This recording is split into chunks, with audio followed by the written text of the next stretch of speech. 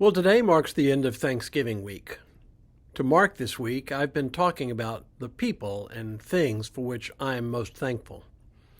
I hope my musings have caused you to consider the things for which you are thankful, some of which you might not even have thought about as being things to be thankful for.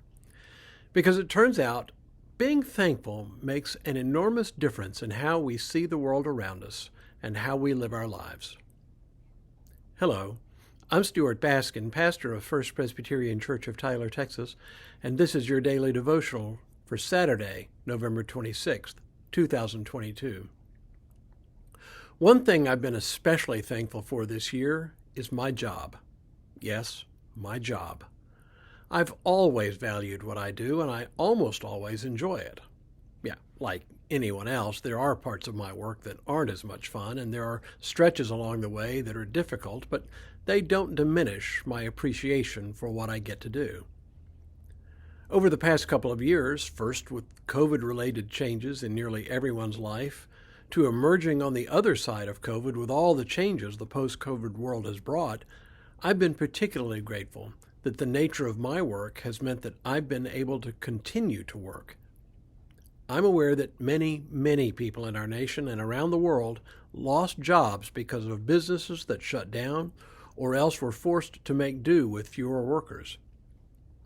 By contrast, my work has continued, and I have remained busy, busier even than in the days before COVID. In the earliest days of COVID, I was forced to quickly reinvent how we worship. I'm certain I'm not unique in this respect, but where others' jobs ceased, mine ramped up. Then there have been these daily devotionals. By my count, this is somewhere north of 750 daily devotionals I've recorded, not including a few reruns during time off. What a lucky guy I am to have a job that has been affected only by the kind of work I do. But it's not just maintaining a steady job that makes me thankful. I'm also thankful for the things I'm able to see and do in my work. Let me just name a few. Many of you, probably all of you, have experienced the death of a loved one. When a family member dies, I'm invited into a very personal, very intimate place and time in a family's life, and I get to share both joy and sorrow in the midst of that journey. Some years ago, I received a call in the middle of the night from a distraught husband whose wife had suddenly and quite unexpectedly died.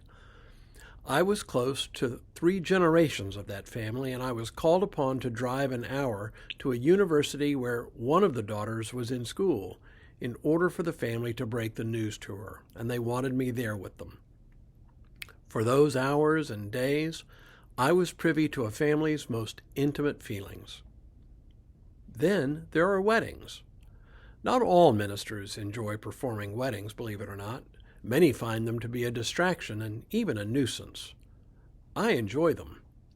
Once again, I'm invited into the life of a couple getting ready to undergo one of the most consequential steps they'll take in life. In pre-marriage counseling, we talk about deeply personal things, from their families to their hopes and dreams for their marriage and to children.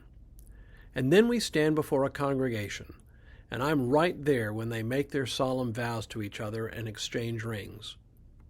Many couples I rarely see again, not because they don't like the church, but because they live many miles away. But during the time we share before and during the wedding, I am invited into another deeply personal and significant part of a family's life. And then, of course, there are the 1,001 little interactions with church members, some fun and silly, others serious. But all of them together form a complex web of relationships that I'm part of. As a pastor, I'm not the center of the web, but I'm deeply embedded within it. These little interactions may not always have the same depth of intimacy, but taken together they make for a rich and intimate set of relationships. So yes, I am thankful for my job because of the richness I share with many people, including you.